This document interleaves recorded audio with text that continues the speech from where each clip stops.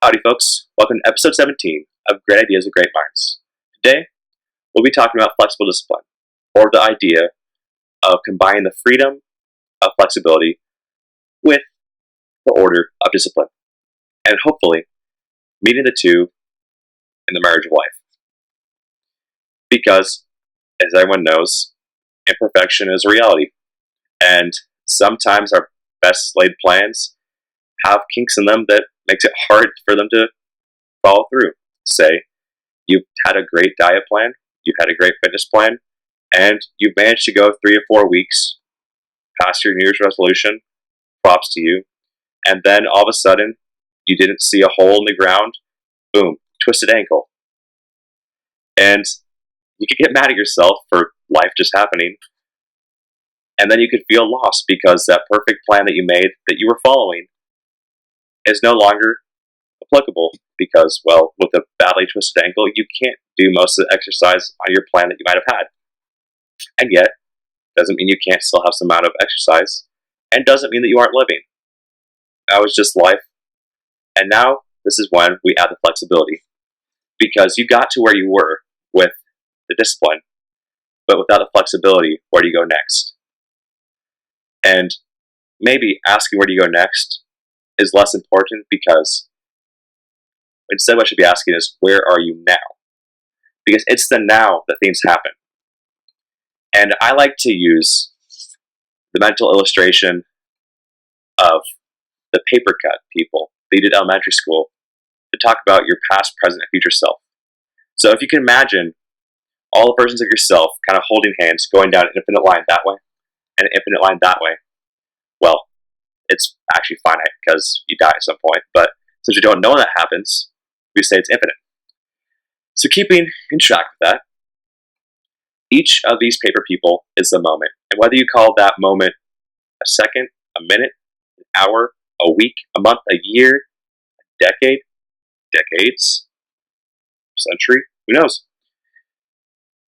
The important part is that each of those paper persons is you. And from each moment, that paper person passes on every loss and every success to the next paper person. And so you can think of that and be having dismay, saying, oh, I gotta make myself the best paper person at the end. But that's missing the whole point, because the goal is for each paper person to have made the most out of their moment. And since that's you, it's making the most of you. And how do we do that? Well, instead of focusing on grandiose, long-stretching plans that are maybe attainable or maybe not attainable, we look at what can we do today. And what can we do today is simple, because there's 24 hours and we can't change that. So if you look at any of your plans, you say, what can I do for my finances today? What can I do for my faith today? What can I do for my fitness today? My health? You can actually answer those easily today. They're harder to answer in the long run, but today, in those 24 hours, what you can do is you can do 30 minutes of exercise, and that can be done. You can do one dish that's healthy or that you enjoy, and that can be done. You can go to church, or you can do a prayer, or you can have a little bit of reflection, and that can be done today. All these things that can be done today are in the present, and surprisingly, work toward those long-term goals that are harder to achieve. And because the present is what's realistic around us, if we think with the present and work in the present, what you actually are able to achieve is a realistic long-term goal. So if I'd only been looking long-term this whole time, I told myself I wanted to be more athletic. Well, if I wasn't able to break it down into realistic day-to-day things, that goal would never be accomplished. If I told myself that I wanted to graduate from college, well, if I didn't take my day-to-day studying and day-to-day do my assignments, that wasn't going to happen. So those grand goals are nice, and yes, some are achieved, but there's plenty I haven't achieved, because sometimes things just didn't work out in the day-to-day. Like, For this YouTube channel, I said that I wanted to have 100 videos by now, or that I wanted to have a lot better video processing skills, and that didn't happen. And yet I'm still here. I also said I wanted to write a book. Haven't done that yet.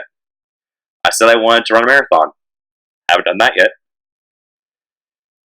There's plenty of things that personally I could add onto myself as goals. And a thing that maybe is not always seen about goals is they can be weights. Because if I make all of myself what I do or do not do, all of a sudden those things that don't get done drag me down. Because I see it as like failures of myself. Do you feel like that? I can't answer that. But I hope that instead of applying your self-worth to what you get done, instead you're able to get it from your day-to-day life. And yes, maybe that's very simple. But I hope that because within these moments are when you are able to live and do things. Yes, there's some semblance of control within the now. You can control now how you react to people, what you enjoy, what you do with your time. You can't control the future. You don't know what's going to happen even a year from now. You can plan for it, but if that plan goes wrong, do you beat yourself up about it? I don't know. And so, coming back to the idea of flexible discipline, we apply this day-to-day with attainable long-term goals. And in doing so, we're able to just live. That's important because by just living, life gets done. And maybe, surprisingly, by doing this almost counterintuitive means you might actually get done more than you thought. So, thank you again for listening. I hope you have a wonderful day, and hopefully are able to get a little bit more out of this day. Best of luck. Thanks for watching. See you next time.